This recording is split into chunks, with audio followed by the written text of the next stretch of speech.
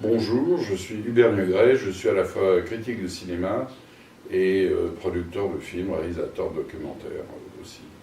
Je suis depuis très longtemps, comme critique de cinéma, très spécialisé dans les pays asiatiques.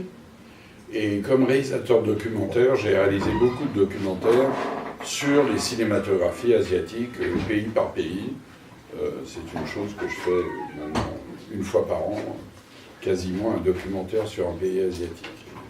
Alors là, je suis là au festival de Saint-Malo, qui est le premier festival du cinéma vietnamien, et qui a entrepris donc de montrer au public un certain nombre de films, disons des 4 dernières années, de ce qui se produisait un peu au Vietnam. Alors le Vietnam, c'est une cinématographie très intéressante, fragile, parce que le Vietnam, c'est un pays en construction, ça semble un peu que dire ça, mais en 1975, quand ça a été la fin de la guerre et que les Américains sont partis en catastrophe, c'était un pays détruit, économiquement, à tous les points de vue. Je veux dire, les champs avaient été brûlés au napalm, il y avait des villes qui étaient en partie détruites, plus rien ne fonctionnait, il a fallu tout reconstruire. Et c'est évident que le cinéma n'était sans doute pas, et on peut le comprendre, la priorité nationale la plus importante. Il fallait d'abord reconstruire le pays, lui redonner des infrastructures, etc. Ce que le Vietnam a très bien entrepris. Aujourd'hui, il s'intéresse un peu plus au cinéma, disons, parce que le pays est en partie reconstruit, parce que la population vietnamienne est très jeune. Je crois vraiment que la moitié de la population vietnamienne a moins de 25 ans, ce qui est complètement formidable. Et les jeunes, ils aiment le cinéma, ils ont envie de voir des films. Alors ils ne sont pas très gâtés, parce qu'il y a très peu de salles de cinéma, 250 au Vietnam, dans un pays de 75 millions d'habitants. C'est écran ou salle?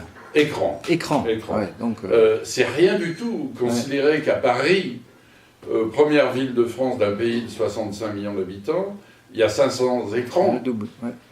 Donc il n'y a rien. Il y a maintenant des salles très vieillissantes, qu'on pourrait qualifier un peu de salles de quartier ou de banlieue, qui ne sont vraiment pas dans un état formidable. Et puis il y a quelques multiplexes à Da Nang, 2 à Hanoï, 2 à Saigon. Qui sont passés au digital?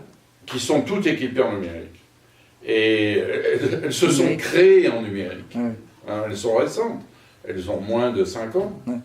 Et qui ont été créées par des groupes financiers vietnamiens, essentiellement des Viet Ceux, c'est-à-dire les Vietnamiens qui avaient passé une partie de leur vie à l'étranger et qui sont revenus travailler dans leur pays d'origine, ou des groupes coréens, notamment un qui s'appelle Loto, et qui a d'ailleurs donné son nom à la salle, notamment que je connais à Saigon, qui s'appelle le Loto. Voilà, et c'est là où ça se passe, et les salles sont pleines, évidemment, pour voir essentiellement les blockbusters américains. Sur la production nationale, donc État ou privé, qu'est-ce qu'on peut dire? Il n'y a plus de production, pratiquement plus de production d'État. Depuis 2002-2003, le cinéma a été complètement ouvert au privé. Et suite à un accord fait avec l'Organisation mondiale du commerce, l'État vietnamien n'a plus le droit d'investir dans le cinéma vietnamien,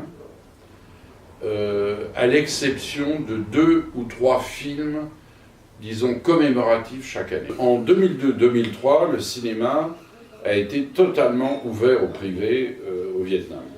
Ultérieurement, et ça c'est à mon avis un très grand malheur, le Vietnam a signé des accords avec l'Organisation mondiale du commerce, l'OMC, qui lui interdit de subventionner son propre cinéma, à l'exception de 2-3 films, disons, commémoratifs chaque année. Alors, en 2013, il y avait un film sur Ho Chi Minh, un film sur Dien Bien Phu.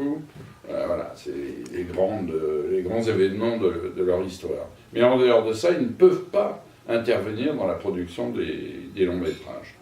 Alors évidemment, ils ont eu des contreparties. Et ces contreparties, elles sont terribles, parce qu'elles affaiblissent complètement la distribution en salle du cinéma vietnamien, c'est-à-dire qu'ils ont obtenu de payer pour 40 000 dollars les films américains au forfait. C'est-à-dire qu'ils payent tous les blockbusters 40 000 dollars, donc il n'y a plus que des blockbusters américains dans les salles de cinéma. Et un partage de recettes en plus. Non, pas du tout. Pas du tout. Non, non. Et quand les Américains veulent rentrer dans un territoire pour le maîtriser, ils pratiquent toujours d'abord la vente au forfait, et après, ils se disent on arrête tout, maintenant c'est le partage des recettes. Donc on n'en est pas encore là au Vietnam. Mais c'est un piège terrible. Qu'est-ce qui caractérise la production? Qu'est-ce que le public aime dans son cinéma local, hein, pour l'instant? Alors, le cinéma privé est extrêmement commercial. Il y a une grande majorité de comédies très médiocres, tournées avec des budgets ridicules, et ces films plaisent. Je parle des films vietnamiens, parce que ce que les jeunes vont voir dans les multiplex, c'est des blockbusters américains. Donc, dans la production, je dirais, ils produisent entre 15 et 20 longs métrages par an, plutôt 15 que 20 même. Sur les 15, je dirais qu'il y a 10 comédies, 1 ou 2 films d'action, dont certains sont assez intéressants parce qu'ils touchent en même temps des problèmes de société et tout ça, pas toujours bien acceptés par le pouvoir, mais enfin. Et puis 1 ou 2 films d'auteurs, de jeunes auteurs, qui essayent de démarrer dans le cinéma, où il y a des gens très très intéressants. Voilà, c'est à peu près ça la production. Et vous ajoutez 2-3 films commémoratifs voulus par le pouvoir, qu'en gros personne ne va voir.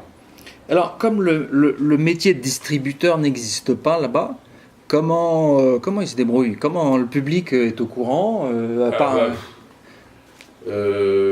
n'y a pas de distributeur effectivement au Vietnam. Les producteurs de films, les investisseurs, font des accords avec les salles de cinéma, c'est-à-dire en fait avec le groupe de multiplex qu'ils ont choisi, c'est-à-dire qu'ils n'ont aucune concurrence devant eux. Et comme le distributeur n'existe pas, le travail de promotion, de publicité, n'existe pratiquement pas. Donc c'est plus par l'affichage, parce qu'il y a un peu d'affichage, et le bouche à oreille que les gens entendent parler qu'il y a tel et tel film. Mais de toute façon, ça n'a pas une grande importance parce que les films circulent très vite, 1 semaine, 2 semaines à l'affiche, et donc les gens vont au multiplex voir le dernier blockbuster américain qui est sorti. Voilà. Alors pour certains films privés, il y a un moyen de se rentabiliser, c'est d'essayer de gagner un peu le marché du sud-est asiatique.